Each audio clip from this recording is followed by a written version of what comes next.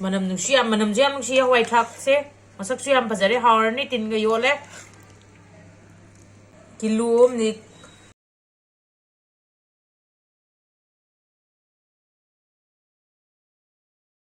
ni charse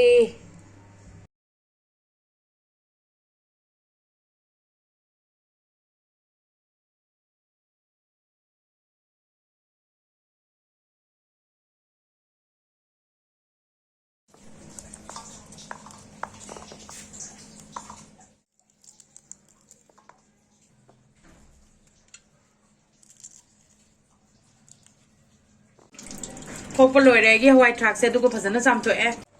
phajana chaure se Hawaithrak se phajana mulle are thum tha asi ai gi thum se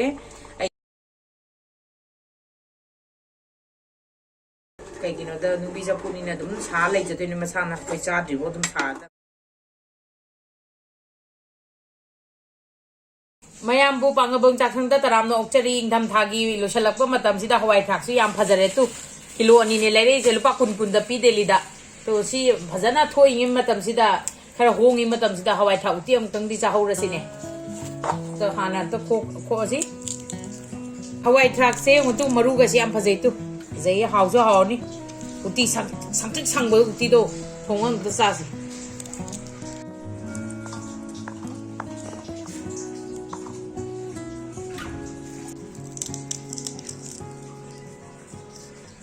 ngasi hawai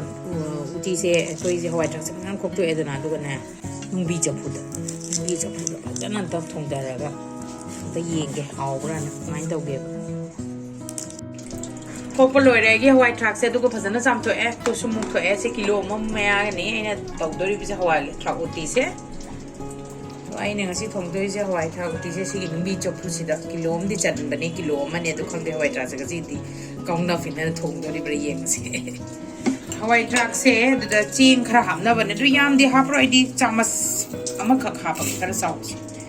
yam moi dra tang kha kha pa chama khara ching ata ngai ne du da sina yara ni se aham bada ising gilas ama hapage hallamana de hani yam thuna su mulli du ga yam su hawe hai nu bi chapu da uti changba thongba se du na ngasi di sida wina tawrasi singgila sama HP itu hek tau ga bubble tawri jung sakal lei jung sida dum Hawaithrak se hapchal lage ko se sumaina tawdana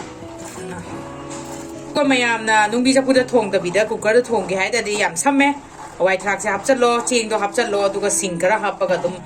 fit den kam thokra loire aduga kon thakning ba maroi ke ki to dum sol laga to sok to ni ado aina hujik tawri ba step se in view Hawaithrak to hape ina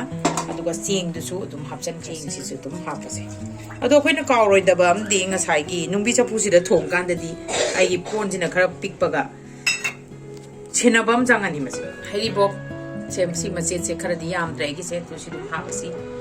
aduga sing je manau machang khatang laure aduga suraga hapasu ya aduga sudana smaina dum hapasu ya aduga ngang hai di chaba nungai ti harakani sura hapana di phobjan ai dum hape gi di ga olasi dum haler kan soda manga mukti sure yang tu mo ko pada loino bak sobo hogale ado si stage si da ko dum kan soda hapchala si thuna manga soda se chama sama di phade tang khai khara hen tak ado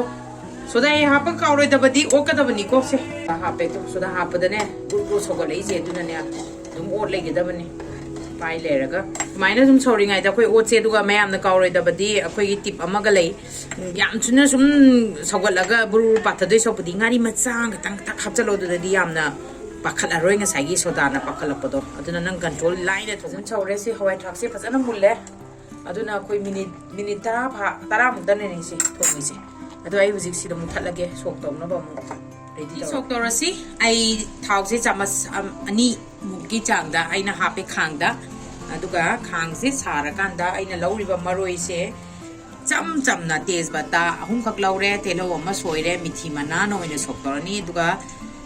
morok ama hape aduga hing khara jira khara gadam na sok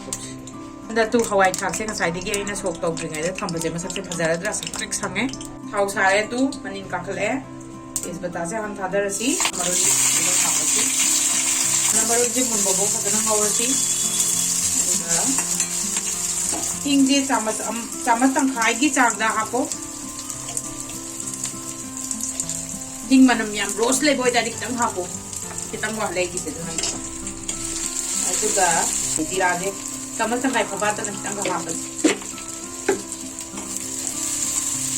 से कितंग मुंझलक पसिदा दुम मनु जी दुम मुन्नबा मिटिजे Morsi अदुगा सिगी मतम सिदा सिगी time सिदा ngataigi uti do mu khara halasi mai amo hagaladi so ko hidan doi na direct aduga aina sida thakni ni dan morok auda bodo ngataigi do morok te kitanga thakte yam thawai ngam ta ba yar uti dari morok sa ba de hawk tam amarom dari koi gi recipe di healthy cooking ni how du dam sok tawraga jata na habdan da loire aduna amna how so how ba koi gi traditional indigenous uti de mayam badana ti mu recipe de badana thobiu sina Hawaithrak ata ne na si thongi se mayam akoi gi channel da su mon haubi ga yawba mix tawra ga uti thongba su lai bane du so dum yengbiu ti asang ba su yawba du uti makhan makhan yawba ni si yare ti se sum hapta la si ready oire diga ilaura ga ai